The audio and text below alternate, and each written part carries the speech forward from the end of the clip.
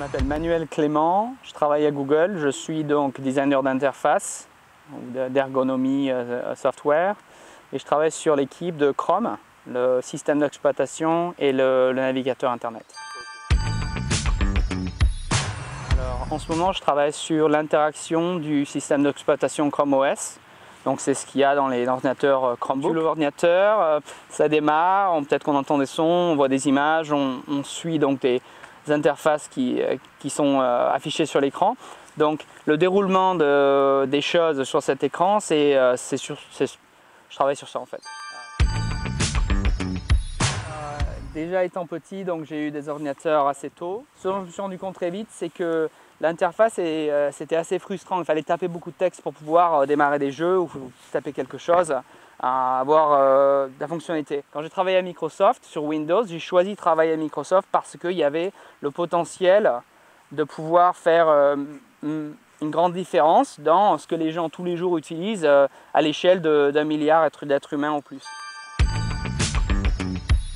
Je suis très content que ça ait pris de l'ampleur parce que l'accès donc à tous ces à l'information, aussi l'accès donc aux machines et c'est un résultat souvent de ce make movement des gens qui veulent créer des choses avec leurs mains. Il y a quelques années, donc j'avais créé une machine pour jouer aux jeux vidéo, donc c'est tout en bois, il y a les boutons, machin, de la lumière, et c'était une espèce de délire parce qu'en grandissant, bon, dans les cafés à Marseille, bien sûr, il y avait les machines, je voulais toujours jouer aux jeux vidéo, tout ça. Je me suis dit un jour j'aurai une borne d'arcade et puis finalement en fait j'en ai créé une. À un certain moment, j'étais vachement intéressé à tout ce qui est écran tactile, donc multitouch, mais avant que les systèmes d'exploitation, que les ordinateurs, pas les téléphones, mais ce qui est plus gros, et le support pour multitouch, j'ai créé une espèce de table un peu comme une Surface, Microsoft Surface, la grosse table énorme. J'ai créé ça à la maison avec un projecteur, j'avais une espèce de webcam qui regardait où étaient mes mains, tout ça. Enfin, c'était avec des lasers, j'ai créé plein de trucs sympas. Je pense que ça va créer, je ne sais pas si une révolution industrielle, mais ça va créer des réflexes différents. Si par exemple...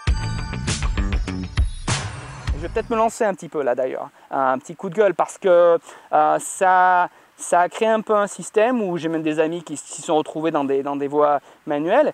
Ça leur a beaucoup plu, mais ils disaient oui, bon, je suis pas en voie générale. C'était comme une défaite, ce qui est complètement bête, hein, parce que je veux dire, le monde, on ne peut pas tourner le monde avec seulement des gens qui ont fait la voie scientifique ou d'autres choses. D'ailleurs, la voie scientifique, ça ne veut pas dire qu'on n'est pas manuel non plus. Faire ce système de silos comme ça, de personnalité et de capacité intellectuelle et manuelle, je crois que c'est n'importe quoi et il n'y a aucun sens à faire ça.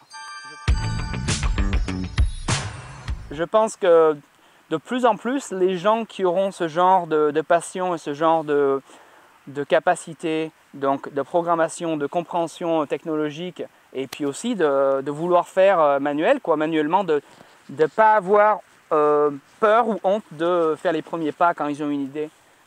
Ça sera comme des pouvoirs magiques dans cette nouvelle société. Je pense que c'est de plus en plus flagrant ou clair.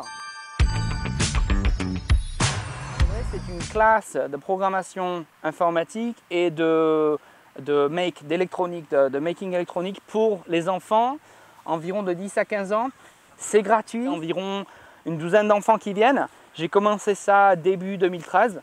Donc pendant quelques mois jusqu'à l'été, j'ai eu les enfants qui venaient chez moi, enfin chez nous avec ma femme, on fait ça.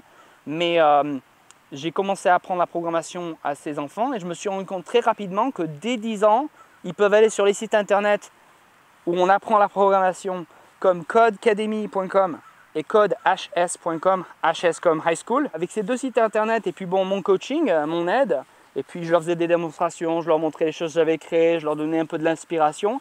Au bout de quelques mois, ils pouvaient créer des fonctions JavaScript, les appeler, faire plein de trucs.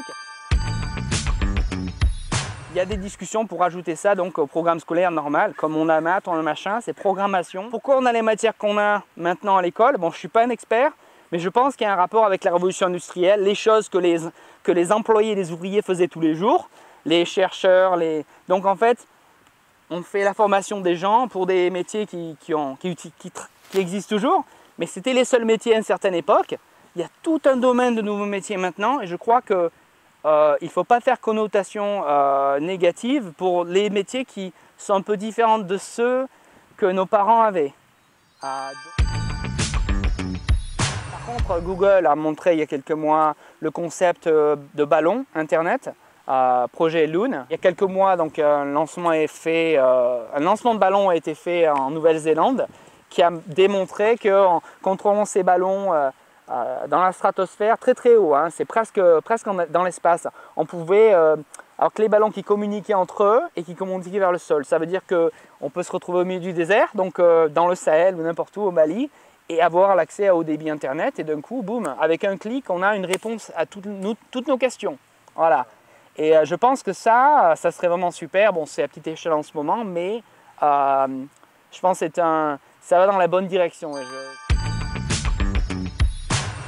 Si les personnes qui regardent ont une passion et qui veulent faire quelque chose, je pense qu'ils devraient faire. Et ne pas trop... faut pas demander la permission. Voilà.